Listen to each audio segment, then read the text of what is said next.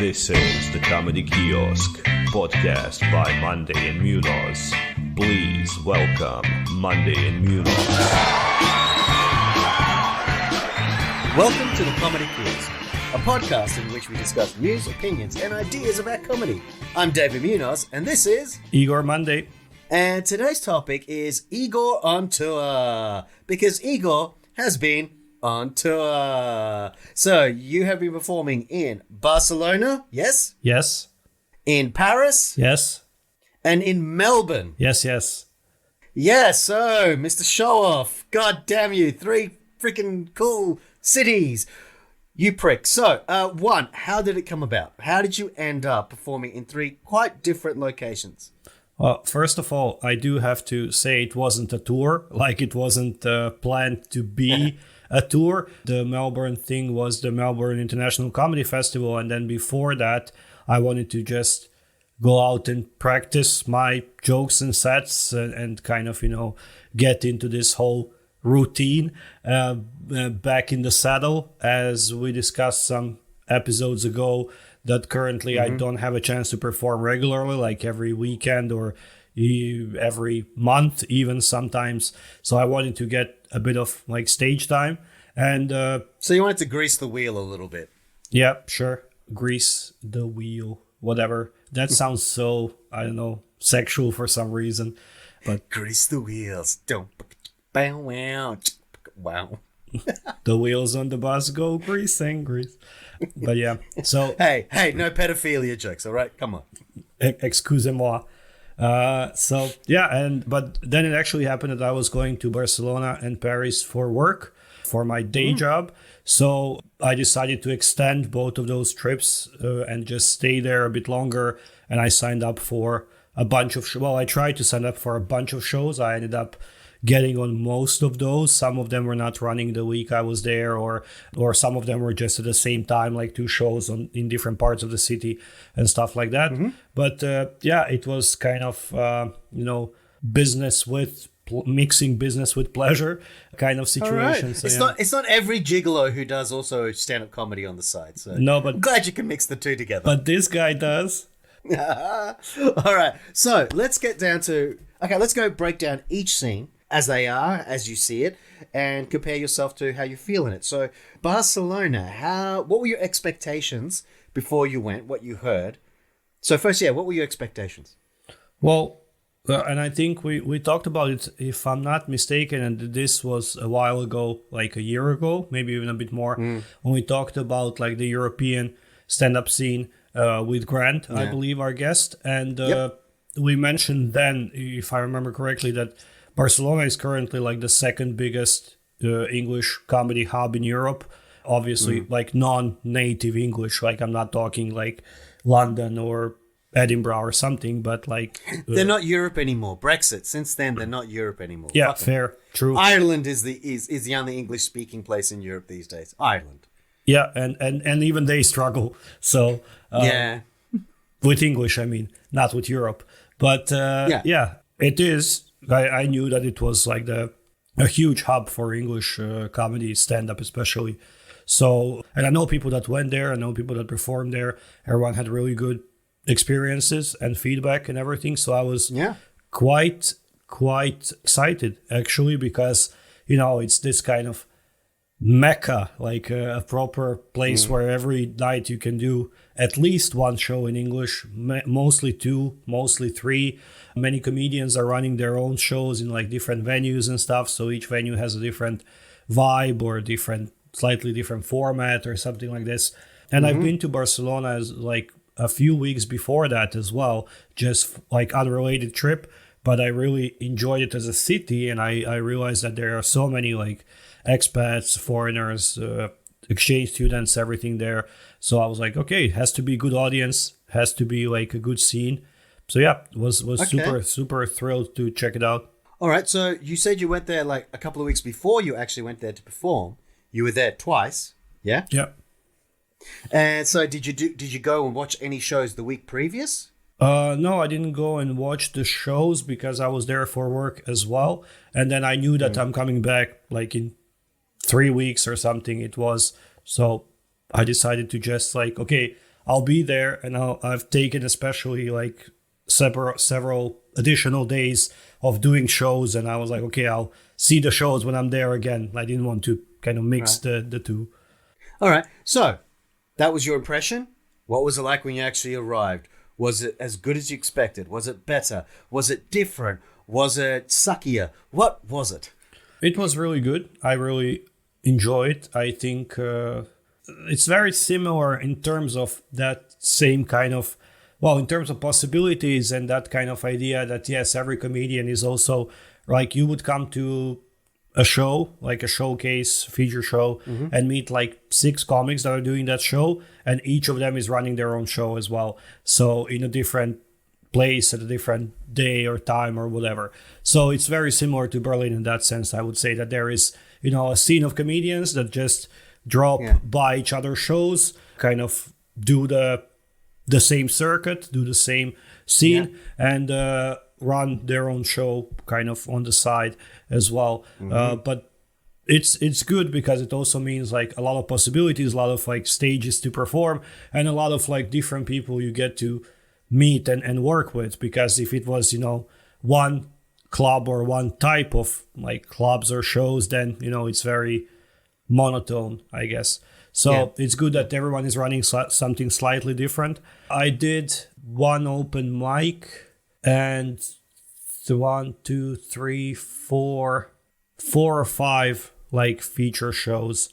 I actually like I reached out to do my solo show that I was preparing for Melbourne, but because I reached out maybe like a month before going there, a lot of like good slots at this they have an actual comedy club as well, an English comedy club. So at that one, like all the good slots were taken, and I didn't really like, they offered me things like 10:30 on a Thursday, for example, and I was like, oh, that's super late for a work day. Like I don't want to do it for like 7 people that will show up or something, you know. Not even that I don't want to do it as I'm like a prima donna. I don't perform for 7 people, but I meant like I don't want to take your slot, and you know. But then I realized, I came there and I realized you can easily fill like a 10:30 p.m. show on like a Thursday or something easily. Not like Spanish people like to party late, man. They don't start nightclubbing till 1 o'clock in the morning. Seriously. Yeah, and they have the little nap in the afternoon, right? So they're good to go. Exactly, they're full of energy. Yeah. At 10:30, that's like their new 10 a.m. They're just like, the day's just getting going. Yeah, and I think it's not because a lot of those people would be also like tourists and expats and stuff, and a lot of those have like flexible schedules, or they're like traveling, vacationing, whatever. So they don't have to really go to sleep at 10. So yeah, I think like 10:30 would be a good, like I wouldn't get that room packed. I think it's like a 70-80 people room, but it could be like 30-40 people, I think, easy. So on a 10:30 on a Thursday night, that is bloody good. I mean, that's kind of my assumption, and I see some people that are touring Europe and going to Barcelona taking those slots, and still like on some kind of Instagram stories or something, I would see that it's, you know, packed, basically. Not packed, like, but you know, good attendance. So Yep. All right, so now 2 different questions, kind of similar on each one. Now, from the comedians, looking at the comedians that you are performing with, what is the mix ratio of Spanish/Catalan comedians and comedians who are from English-speaking countries, and comedians who are not Spanish, like not local, not native English speakers, but other? So what would you say is the percentage compared to the scene that we're more used to, sort of thing? Like how would you, in general, for the audience members, what are the actual like what's the makeup of the comedians who are performing? I think same or similar as in all those kind of places, like a big metropolitan city, you know, where if anyone's going to come to perform English stand-up, it's going to be first and foremost native English people, native English-speaking people who are mostly like English tutors, English teachers, translators, interpreters, and this kind of stuff. So that was the majority here as well. I think I met like 4 British people, 3 Australians, 3 Americans. So like 1 Canadian. So I think that's the majority. Then there is like the traveling Europeans and other like expats. There was a Mexican guy, a Greek girl, Romanian guy, this kind of like Europe and beyond, actually, you know, like some other nationalities as well. And I think I've seen and there were like 2 Italians, I remember. But yeah, I think that I've seen only one actually Spanish guy, or 2 Spanish guys, Catalan guys, performing on these like 5 or 6 shows I did there. So I maybe it was just those shows. I can't say that they are the minority on the scene, but I think my majority is like native English speaking expats. Right. How was that for you, being a Croatian who does stand up in English? How was it for you to meet so many like natives? Especially after the whole COVID and the current situation that we have here, you know, things kind of went down. There's less and less of the foreigners here, but over there obviously there's a lot more. So what was it like to be mixed with all these people from different cultures, and in particular a lot more native speakers? And is it sort of the scene where they tend to attract, who would you say would attract more crowd? Is it based on nationality? People are like, oh, I want to hear a native do it, or it doesn't matter, they're like, nah, just want to hear the best, I don't care if the person is from Italy, Romania, England, or Catalan, I don't care, like, as in? Yeah, I don't think it matters, because there are like one like regular weekly show is ran by a Spanish guy. I mean the English show. So, and people still, I think it's, as long as it's an English show, that they don't really care who is performing, as long as they can understand them as well, you know, like they speak English. Yeah. So, and the audience was the same. Like the audience was everything, you know, like Japanese, Canadian, German, Egyptian, Argentinian, like everything, because it's Barcelona, so it's like, you know, a super touristy city and everyone goes there. So, you know, for a person from like Czech Republic or Korea, it doesn't really matter if you're Irish or you're Italian, you know, like it just matters that it's in English, they can understand it. Yeah. And considering, like, you know, like I said, now because of the situation now, like our audience is predominantly, the audience that I usually perform in now is vast majority Russian, only 1 or 2 like foreigners sort of thing in the audience. So, and of course when we first started, there was a lot more mix here, you know, there was a lot more expats around and a lot more people coming to the comedy shows of different backgrounds. What was it like to perform in front of that kind of crowd again? Was it different? Was it how was it? I think for maybe anyone joining us for the first time, we have to note that David is stuck in Moscow. Well, not stuck, but still in Moscow. So yeah, let's say stuck for now. Hopefully we'll be jimmying free in July or August. Yeah. Now it sounds like you're in prison. I want to also make clear that you're there on your own free will. Yes, for legal reasons, I will say that. Yes. Yes, but yeah. So that's what, when you say like us here and everything, that's what you mean, like the Moscow scene currently, just to make sure that everyone understands where you are and why is it like it is. But yeah. So what was it like performing in front of such a mixed crowd again? But we're used to that before all these. But that's what I mean. But it's been a while still. Well, for you, yeah, because I guess for you it has, because I left Moscow just after the shit hit the fan and all this like political stuff started going on, and I remember like just before that, kind of between COVID and that, we still had like a new wave of foreigners coming in and stuff. Obviously before COVID it was way better, but it was still not, let's say it was still a drippy drab. It was like, if you it wasn't great. But also even while there, we would like often, well, at least I would often go somewhere abroad and perform, you know, like just before COVID, like February 2020, we went on that like North European tour to Sweden, so to Estonia, to Finland, to Germany. So, you know, it's never been just the standard Moscow audiences that I've performed for. So, you know, it's a normal thing to have like an audience from around the world, I think, especially again in those like, because way back when, you know, like 2015, 2017, 2019, when I went out and performed like around Europe, it would be Berlin, Vienna, Prague, like places where there are so many tourists and foreigners and everything. So you would always get like a mixed bag of nationalities and everything. Yep. Yeah. Okay. True. So all right. So you have a bit of a mix amongst the comedians, a mix in the audience, and everything like that.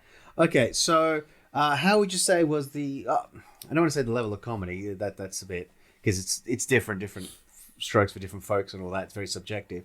So how did you feel though? As a comedian, the background that you have, like you just said, you've toured around, you've done a few things, but you're not a big name. Like, you don't sell in, you don't sell in Barcelona with the name Igor Monday at this point. At this point, I'm not saying you won't. I'm just saying at this point, you're not selling. It's not the same as like when you said the farewell concert thing in Moscow. People came to see you because they're like, oh, we know this guy, we like him, we want to see his final show before he leaves us. The traitorous bastard. I have to say that, by the way, for legal reasons. Now, the point is, though, you now go to Barcelona. Did you feel like a big fish, a medium fish, or a little fish in this pond that is Barcelona? How did you feel? Were you like, I'm with my people, I fit right in, I blend, I'm smooth?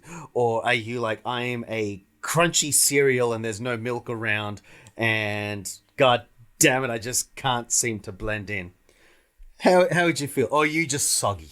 Well, I mean, I felt like, I think you don't need a name to sell in places like that. You need a, like, I want to say you need a gimmick, but that's not fair to say. Like, you need something interesting about you. Like, if I came with my show, which I took to Melbourne and I'm taking to French this summer, which is Yugoslav. So it's about, like, born in Yugoslavia, lived in Eastern Europe, now back in the EU, and all these like differences between East and West, and like kind of cultural differences, geopolitical situation, this kind of stuff. That's a good hook, like people see that on the poster, and it's not something they can hear every day. Like there is not a Croatian comedian or like a Balkan comedian, ex-Yugoslavian comedian in Barcelona or in Berlin or in New York or Melbourne or anywhere like every day. So it's a good gimmick. It's a good hook. So I think you need something like that. You need to have an interesting show, and you need to have a good poster or a good strategy of like getting people to come and see you. Because when we like sold out our tour in like Scandinavia, there was still 3 no names, but it was an interesting concept. When we did the Central and like Southern Europe as well, like back in the day with our Russian show From Russia with Laugh, it was again, like it was 2015, 2016, just like interesting times again, like Russia came back on the map with like first the Olympic Games, then the Crimea situation, then it was like the World Cup coming and they were the host, and everyone was kind of, oh, what's going on there? How is it to be a foreigner? How is it to live there? And we came with a show like, boom, here is our take on that, obviously from a humorous point of view and everything, but everyone came out to see it. So I think you don't need to be a big name. If you're Bill Burr or Louis C.K. or someone, you're going to sell out like a huge theater in Barcelona, obviously. But to get people to come to your like club show, I think you just have to have a good kind of concept and gimmick. But in terms of where do I see myself like compared to maybe local comedians there on the scene, I think like we are equal. Like I didn't feel, maybe now after almost a year of not performing regularly, I felt a bit rusty, and like I was at a loss, because they do like 2-3 shows a night, and I do 2-3 shows a year at this point. Well, not a year, but but I think in terms of just quality of jokes and experience and everything, we are like neck and neck. Okay, cool. All right, and any last parting words about the whole scene then of Barcelona? Any parting words, any last thoughts, or any shout outs or anything you want to do about Barcelona before we move on to Paris and the land of baguettes, croissants, and smelly cheese? Yes, that's called cultural appropriation, David. But but to be fair, that is not your biggest problem at the moment, so we'll let it slide. So,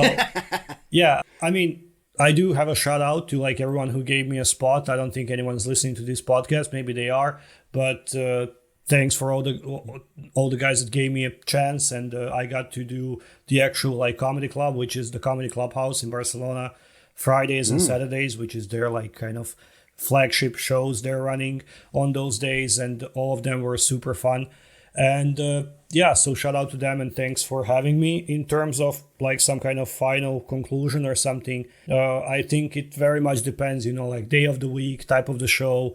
This Comedy Clubhouse, it's an actual club, and they have like shows every day and people there. It's kind of like a, group of friends and colleagues that know each other. So it's a very kind of chill atmosphere. They know how to run shows properly and everything. Some other shows are obviously like open mics, a bit more chaotic, some kind of different concepts, not just stand-up and stuff. But in general, I would really love to go back. I would love to do my show, my actual like solo show, and more of these like feature shows because they're super fun. And it's only like the only difference I feel like it was because I did 2 back-to-back shows on Saturday in the same place, like I guess 8:30 and 10:30, maybe it was like that. And the 10:30 show was like super kind of rowdy and chaotic and everything because everyone, like all the audience got like super wasted, and it was like a really hard show.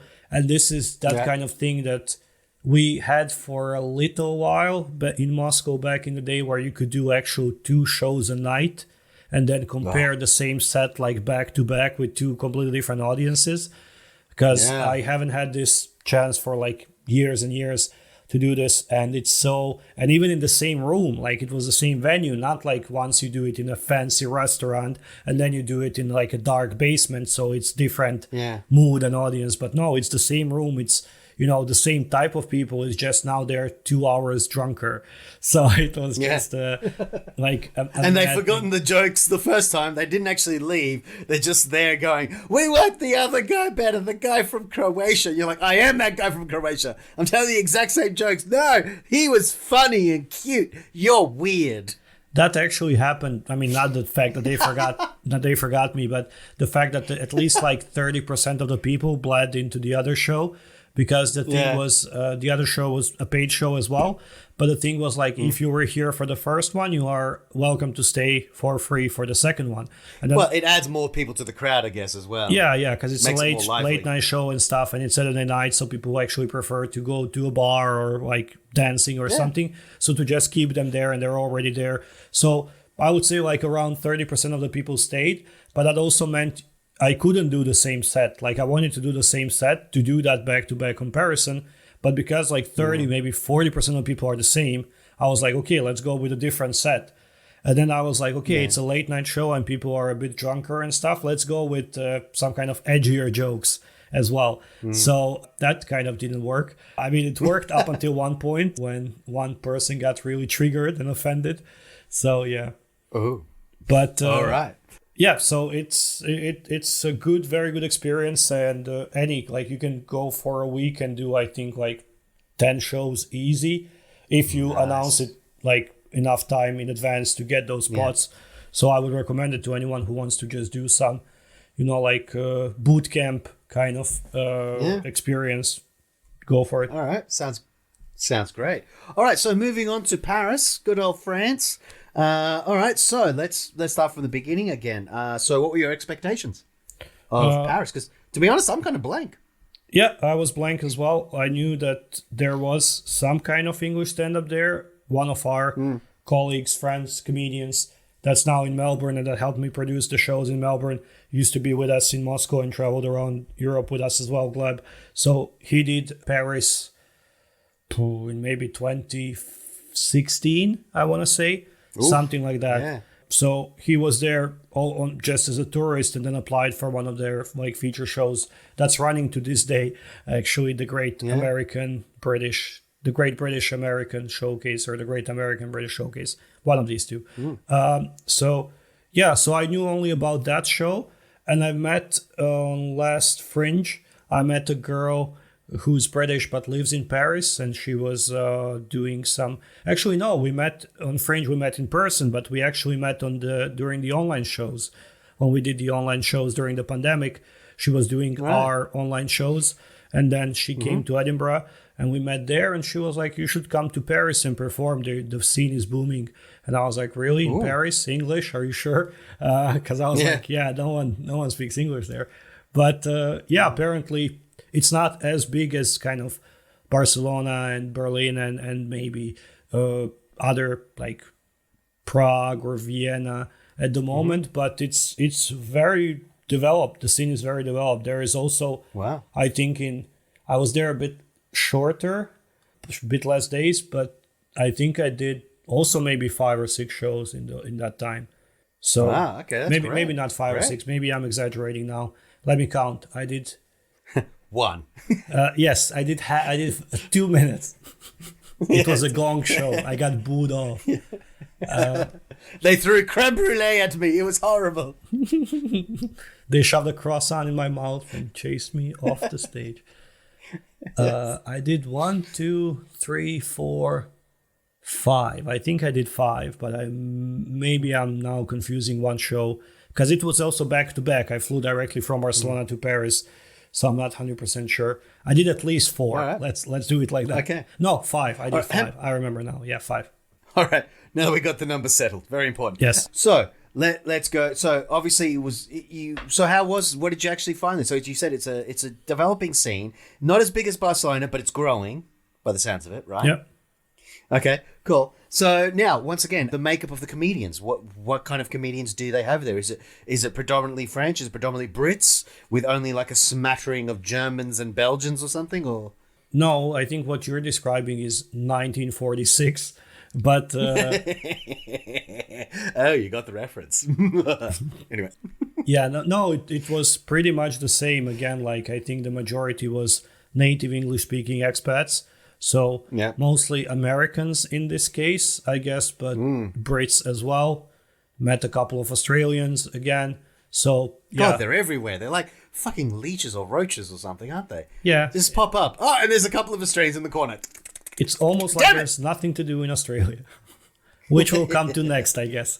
But yeah. So it was pretty much the same like that. I would say like 50% were native English speakers, 30% other like foreigners. And I don't think I've actually seen any French people doing English shows there. No, I have. Yeah, I have. But in minority, definitely. Yeah. All right, good. So then the next question is, what about the audience? How did you find the audience? What was their makeup and how were they? Actually, that's the question we didn't really ask about Barcelona. With the how receptive was the audience? How fun were they? How up for a good time were they?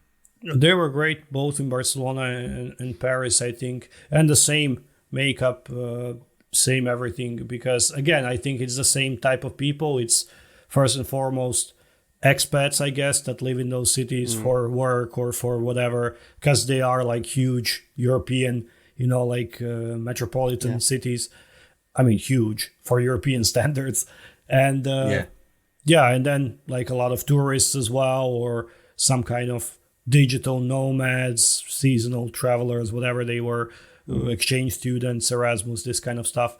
So I don't remember any big difference between the audiences in those two cities, and they were very up for it and very receptive and fun to perform for in both places. All right, cool. So once again, getting to the point of you fitting into the Paris scene. Now, admittedly, you have now practiced a little bit in Barcelona, so now you're trying to, like, obviously the wheels are getting greased a little bit here. Yeah. Yes, the wheels. Oh, delicious. Tell me about the grease. Grease in the wheels. So now that your wheels have been slightly greased up, there's not as much friction, things are sliding and smoothly like rolling along. How, or at least a little bit more, you've done a few shows in Barcelona. So now in France, are you building up a bit more steam? Are you getting a bit more confident? Or do you actually feel yourself a little bit like, actually, I'm a little bit better than the France scene? Like, Barcelona, I met my people, but the French, like the scene in the French, I'm a little bit better. Or would you be like, nah, still the same? I think that the scene in Paris is a bit younger. Except those few, maybe that one show or a couple of shows that have been running for like ages. And I think the comedians are a bit younger in terms of their experience as well. But I can't say it's a weaker... I mean, it's slightly weaker. Yeah, okay, I can say it.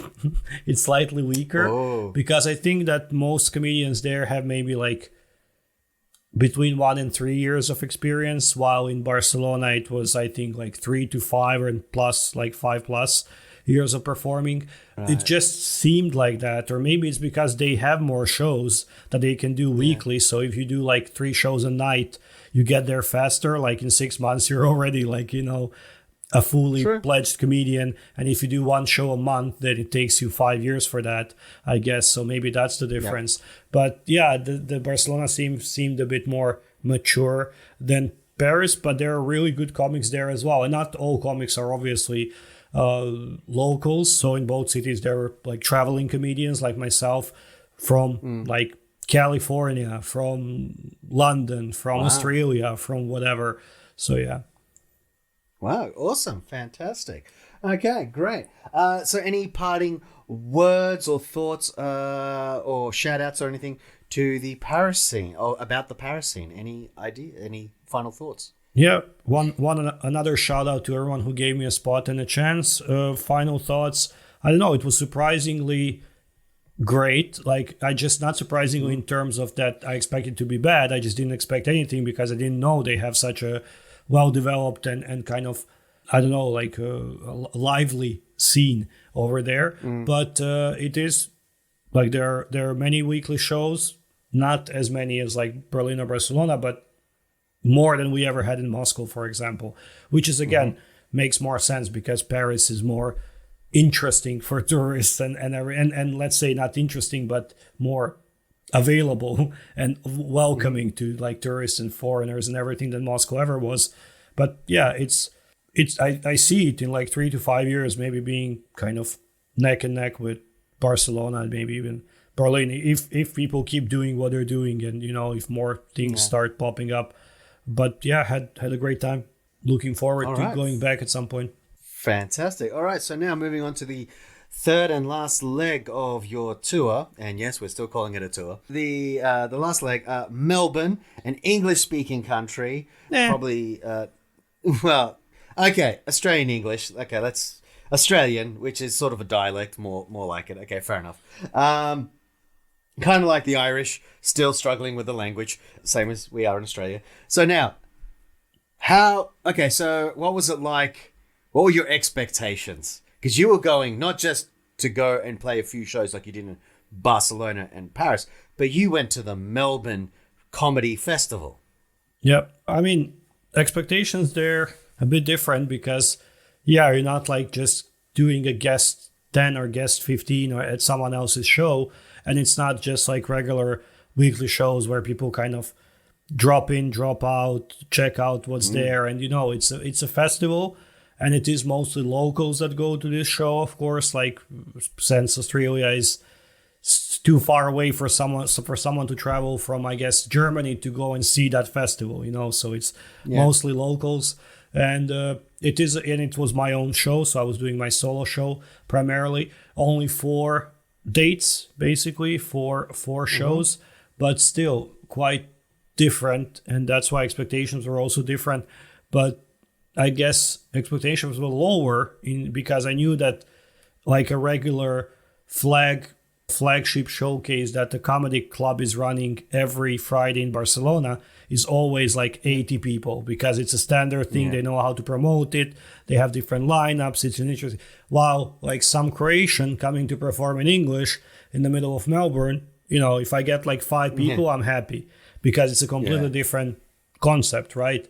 And that's kind of what happened. That's what I got. Really? So, I got like my first show were 4 people. My second show was, I think, like maybe 25, then like 35, 40. And the last one was maybe 20-ish.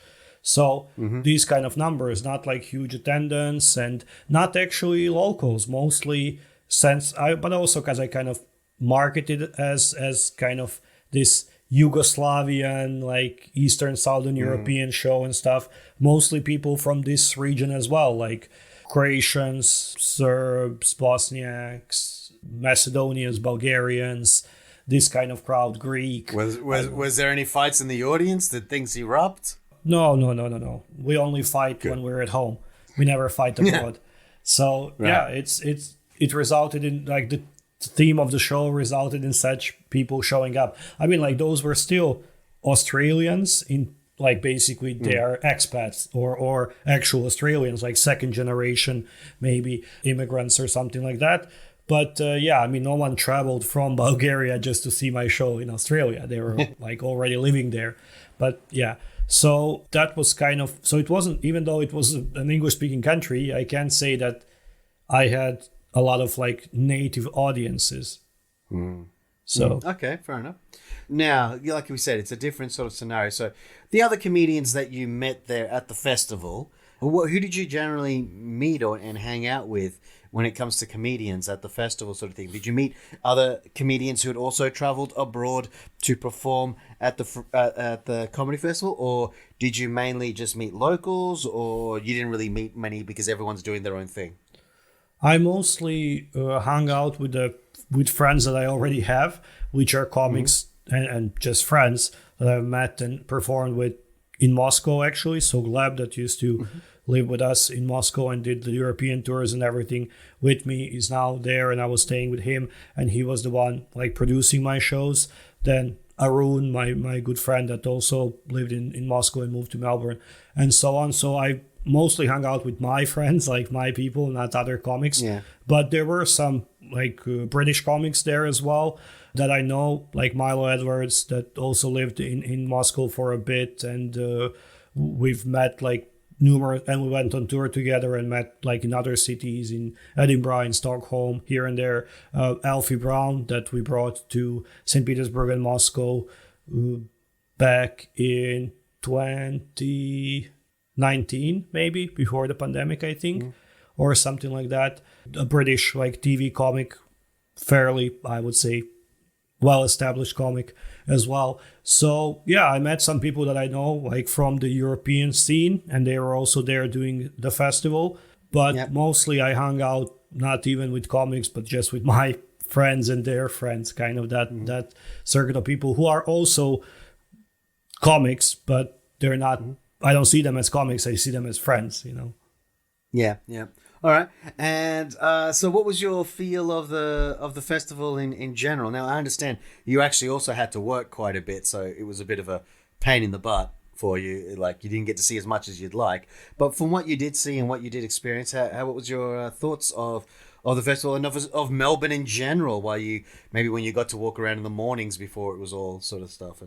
Yeah, I mean, the city is very different during the festival, like especially compared to Edinburgh, for example, because in Edinburgh, if there weren't all the like street performers and flyers, especially, you wouldn't know that there is a festival going on. I mean, like you would have to walk into a bar or a venue to see the show. It's just all the people like flyering and bothering you on the streets, and the number of people that you understand that there is a big event going on. But in Melbourne, it's all like the whole city is consumed by this. Like everywhere there are huge billboards, posters, flags of the comedy festival. Like you would see a flag of Victoria, Australia, Melbourne, and the comedy festival, like 4 flags in a row. Like it's a thing, So not much happens in Australia, and when something does, we make a big fucking deal out of it because it's the only thing we've got. Oh, I know. I'm surprised you didn't walk down like it was practically like a parade. I'm surprised they didn't hold a parade for you just for coming from overseas. Yeah, I mean that's, but it's a good thing. It's a commendable thing because it shows that the city is proud of this event and that it's organizing something of this level. Well, in Edinburgh, it's a bit different because the Fringe was always like an alternative thing. And while the city and that kind of actual like venues and theaters were organizing their own arts festival, Fringe came about as an alternative option, like a free indie version. So the city isn't really, I mean, it is behind it, but, not like here. It's something that they actually put money in and resources and everything. But it's visible, and that's good. Like you have a feeling like the whole, at least the center and everything is consumed by this event. There are no like, maybe some, I don't remember seeing all these like flyers and everything like in Edinburgh. It's not so messy. It's not so chaotic. It's like a bit, fancier on the next level, let's say. And in terms of shows, I've only seen, I think, 4 or 5 shows, but they were really, the good thing about these kind of festivals, and with Edinburgh, it's always, like there is this free Fringe and then there is paid Fringe. So free fringe is always, even if it's donations or pay what you can or whatever, especially as a comedian, you can just like thank the performer and say like, I'm also a comedian and everything. And they kind of understand that you won't pay for every other show you come to see. Yeah. But the paid shows, like if you want to see, I don't know, David Doherty, if you want to see Daniel Sloss, if you want to see whoever is performing, like the big guys, Mark Watson, whatever, you always have to pay. They don't care if you're a comedian or not. Yeah. But for the Melbourne Festival, you have this performers or participant pass, actually. So even if you're a performer or producer or a staff member on any show, you get this pass. Any free seat that is left once the show is about to start, you're welcome to take it. So even the big names, even the big shows. So I sadly didn't get a chance to see any like really big names, I guess. But I did see some very interesting shows. And yeah, the great thing about these festivals is the variety. Like it's not, I mean, it's, even if it's stand-up, it can be very different stand-up. And then besides that, like we went to see a mime, like a kind of silent comic mime guy, which was absolutely hilarious. Went to see a variety show of like musical comedy acts that starts at like 11 p.m. when everyone is like super drunk. So it's like a stadium gig. Like people are standing up and watching this and like singing along and chanting and everything. Like, you know, it's cool. And it's like a comedy show, but it's not like stand-up or what you would imagine comedy is. And one like musical duo like from New Zealand that did their that did their songs in like a small conference room of a hotel. So that was funny. It's like this flashy musical comedy, but it's like in a conference room. So yeah, you get to see like all these different acts and things. And it's, I think, besides performing, it's the second best thing. Or if you can't perform or don't want to perform as a comedian, go and see whenever there's a chance as many of these different shows, because it's really inspiring and like motivating, you know, like you see all the different ways you could be doing comedy that's not just standing with a microphone on a stage, you know. Right. Yeah, a bit more creativity and thinking outside the box sort of stuff. Maybe and encouraging you to do the same, or maybe incorporate elements of it into your stand-up. Yeah, I mean, that's if it, you know, like matches with your style or something, but not even necessarily that, just seeing what's out there, you know, like seeing the bigger picture, that it's not one bar, one club, one type of comics. And we talked about it before as well, like in Moscow, in Russia, especially with Russian stand-up, everyone is kind of the same, because there is this industry of stand-up where they actually produce you into this mold of being the same. But then when you go to, and I would say that, you know, it happens maybe accidentally in other places as well. Like in Barcelona, in Berlin, if you go to a feature show and you see like 6 comics in a row, they're all kind of similar. Like, you know, this European scene. Oh, guess what happened to me in Barcelona? I mistook 2 words that sound the same. Oh, silly me. You know, like this kind of stuff. And it's just one type of comedy. And then you go to these festivals and you see a guy that spends like 15 minutes on stage, doesn't say a word, throws baby powder at the audience and steals a woman's phone. And you're like, this is the funniest thing I've ever seen in my life. No, that's not a comedian. That's a thief, all right? He was distracting with the baby powder, stealing the phone. That woman just got robbed, and you all applauded the thief. And you all went, yay, well done. And he's now running away. Oh, yeah, that makes sense. We've never seen him again, and the woman called the cops. Yeah, that actually, that checks out. Yeah. My God, it was funny. That was fucking hilarious. All right, so are there any final words or thoughts you would like to say about the Melbourne Comedy Festival and Melbourne in general, or promos or shout-outs or anything that you would like to say? Final thoughts. Sure. Shout out to everyone who helped me organize my show. So primarily Gleb, who kind of hosted me in his home. Him and his girlfriend, who were super nice to me. Like 3 weeks, I was basically in their home, being a guest, being annoying, being there, working, sleeping, farting, everything. But they put up with it. And then he also produced the actual shows. So everything, like all the approvals and papers and everything we needed for the festival registration and everything, the actual like hosting, preparing the room, like everything. So huge thanks and shout out to him and all the other people who participated as well, like the whole community behind that, young guard from Melbourne that gave me the venue and everything. Arun, a friend, of course, who opened for me as well in one of the shows, and everyone who showed up. I mean, it's a really unique experience, you know, when you go across the globe, you do your silly little jokes that you came up with, you know, in your shower, and you're like, oh wow, 35 people in Melbourne also find this funny. Yeah. It's a shame there were 200 people there, but 35 found it funny. So. But I'm ching. One final joke. All right, very good. Now, all right, and do you have any wrap up thoughts you would like to give our audience? Yeah, I mean, give the listener to comics, to any comics or aspiring comics listening, I would say it's always good to go out and perform in a different city, just a different kind of vibe and stages and people. Networking is such a good and important aspect of all of this we're doing, you know, like just meeting those people, sharing the stage, shaking hands, chilling with them and stuff. But even better, I think, would be going to one of those big festivals. And you've never been, and I know you wanted to go for ages, and we almost went like 1 year when we applied with like a 2-man show. We were what was that? 2020 was it? Was it 2020? Maybe it was 2020. Yeah, or something got in the way. Anyway, or maybe it was a year before. I don't remember, but yeah, like just once in your life, I think just go and see it, because just go and see it. Like even if you don't get in, even if you don't have all the fees for, you know, registration for the full run to perform and stuff like that, just go and see it, because in like 3-4 days, if you plan it right, there are shows every hour or something like that. You can see a bunch of shows, and it's such an eye-opener in terms of what else is going on there and what comedy can be, from like a silent guy with baby powder stealing phones to, you know, like still a thief, to a husband and wife rapping in a conference room of a hotel, to, you know, like just like weird stuff, to the insanity, the creativity, the chaos. Yep. Yeah, exactly. So definitely big recommendation, like go and see it, and if you can, go and do it.